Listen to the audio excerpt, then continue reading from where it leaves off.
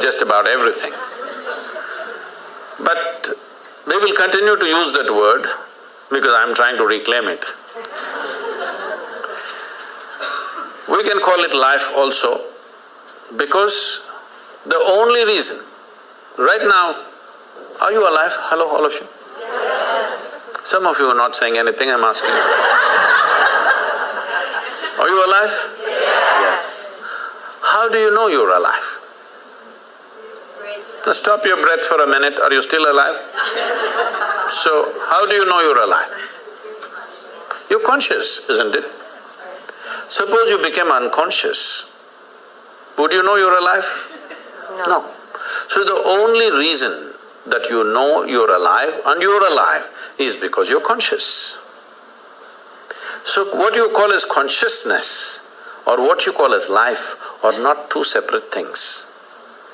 So, I did not know about physicists talking about consciousness. I knew Einstein said something vaguely because I'm… as you see, I'm unschooled. So I did not go as far as Einstein to study physics, but I paid attention to this piece of life. I paid attention in such a way, as I paid more and more attention, I realized that the problem is in the nature of our faculties. See, right now, if I show you my hand, if you see this part of my hand, you cannot see this part of my hand, isn't it so? If you're hearing sound, you cannot sense the silence. If you're in silence, you cannot feel the sound. If you're in light, you cannot feel the darkness. If you're in darkness, you cannot feel the light. The human faculty of sense perception, of seeing, hearing, smelling, tasting and touching, this is how you know life. All these things are always happening in comparison with something else. Comparison means what you know by comparison is good enough for survival, but not good enough for knowing the nature of what it is. This is the problem that modern science is struggling with and will continue to struggle with unless… I'm very glad to hear that early 20th century they said consciousness is the basis, but still we are in early 21st century, but still we have not moved towards consciousness, we are still studying physical things forever. People are studying the brain. I was with that European project called Blue Brain and they're building a huge massive computer brain which is like about 3 times this hall full of computers and they had built some 18% of the human brain. I said, see, I got all packed here, you guys… Such a big thing, no, we're studying, that is fine. You are very excited about the intelligence and the million functions that are happening in your brain. But even the brain was created from within, from the bread that you eat, isn't it so? Hello? Even the brain. Why are you not interested in that which creates the body and the brain? Definitely it's more intelligent than the brain, isn't it? So, if you want to put a label on that, we can call it consciousness. I generally just call it life. Or if you want to call it God, you can call it. You want to call it the creator, you can call it. Because today there are gender issues, we will stick to life. So, life is not… we went through this, when it comes to body and mind, there is you and me. When it comes to life, there is no you and me. This is a living space. We just captured a little bit. So this is going on. If we lose this ability to hold it, even if everything, all the organs in your body are functioning, still you will not live, isn't it? People do die of old age even if they don't have any disease or ailment, because life chooses to leave for whatever reason. So, what you're referring to as consciousness is definitely the basis of all physical existence.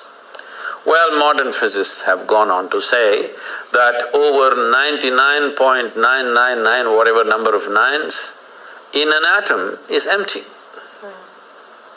It's empty space. Only a minuscule is physical. This is the same proportion approximately even in the cosmos, that over 99% plus is empty. Only physical manifestation is very small. If you look up in the sky in the night, because your visual apparatus are in a certain way, which are very deceptive, it makes you think, oh my God, millions of stars. But actually, the largest thing out there is empty space, isn't it? Most people will never see that because our visual apparatus are tuned to see physical matter. You can only see that which stops light. Please look at this carefully. You can see my hand right now only because it stops light, isn't it? If my hand allowed light to pass through, you wouldn't see. Right now there is something here very vital for your life that you're not seeing, which is the air that you breathe. You cannot see. But isn't that more important than my hand? Hello? So there is a living cosmos which is the basis of everything. It's just thrown out a little bit of physical matter, including your little body. But we have gotten so identified with this physicality, its form and its shape, and now the gender of it has become a big deal. Because of that, we are seeing life in a very small way. The 99.9%, is that life or the 0.1% is life? Please tell me. The bigger thing, isn't it? This is just a small manifestation, but we are still very juvenile as a species. In the sense, we are still… when I say juvenile, when we are adolescent, body parts are important. Yes or no? We are still, as a humanity, we are still in that condition. Body parts are super important. This is why spiritual process is important. When I say spiritual, once again, this is another most corrupted word on the planet. If I say spiritual, people are thinking looking up, looking down, looking at heaven, whatever. No. Spiritual means your experience of life has transcended the limitations of physiological and psychological process, which is what you are saying the physicists also said.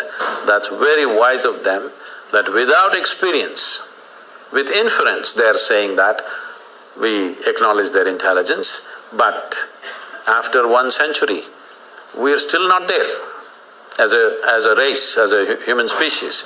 But one thing I must share with you here is, I was just telling Nicholas, which came back to me because he asked some question. See, when I started doing this work 36, 37 years ago, what I found was when I conducted events and programs, over 82 to 85% of the people came because of physical ailments, because they knew this will give relief. Only 12 to 15% of the people came there, want to know something, experience something. But today, over 87, 88% of the people come because they want to know something, experience something. Only 10 to 12% of the people come for ailments, which is a phenomenal shift in the human society.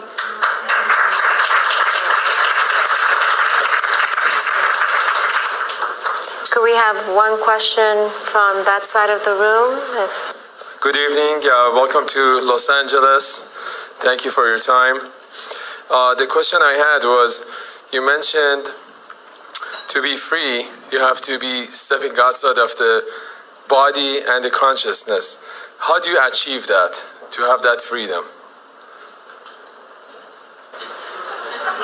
That was my question. But how do you achieve that separation when you step out of the basically physical body and the consciousness? If you want to make a small attempt, there is Isha Kriya, you can just download this app. Free, it's a free app, you can download this. With headphones you can daily practice this for some time. If you do it for 30, 40 days, then you can do it without any headphone, just by yourself. Initially you take support, after that you do it by yourself. This is a simple way to do it. If you are willing to commit 30 to 32 hours, about 32 hours of focus time, then we have a more powerful and